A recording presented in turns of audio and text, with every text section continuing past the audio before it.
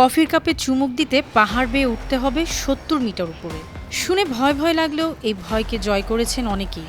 তারা ছুটে গেছেন চীনের ফুজহোর রাজ্যে। সেখানে গুশি গ্রামের ক্লিফ সাইড ক্যাফেতে গিয়ে রোমাঞ্চ আর উত্তেজনা অনুভব করছেন তারা। এই ক্যাফেতে পৌঁছানোর পথটাই মূল আকর্ষণ।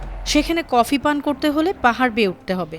সমুদ্রের বুকে মেঘের মতো ভেসে থাকা আর অসাধারণ দৃশ্যের স্বাদ নেওয়ার অভিজ্ঞতা হবে।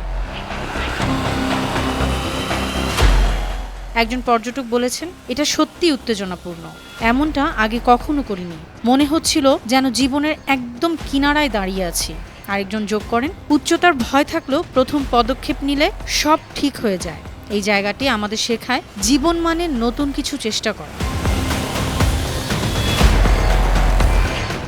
ক্যাফের সহ প্রতিষ্ঠাতা জানান, ৩৯৮ ইউয়ান, যা বাংলাদেশি প্রায় ৬,৬০০ টাকায় অতিথিরা শুধু কফি পান করেন না, বরং এক অনন্য ৯০ মিনিটের দুঃসাহসিক যাত্রায় অংশ নেন। তবে এই ক্যাফে গড়ে তোলার পরিকল্পনা সম্পর্কে তিনি বলেন, আমরা যখন গুশি গ্রামে আসি, পাহাড় আর সমুদ্রের অসাধারণ দৃশ্য দেখে বুঝতে পারি এখানে এমন কিছু করতে হবে যা পর্যটকদের আকর্ষণ করবে।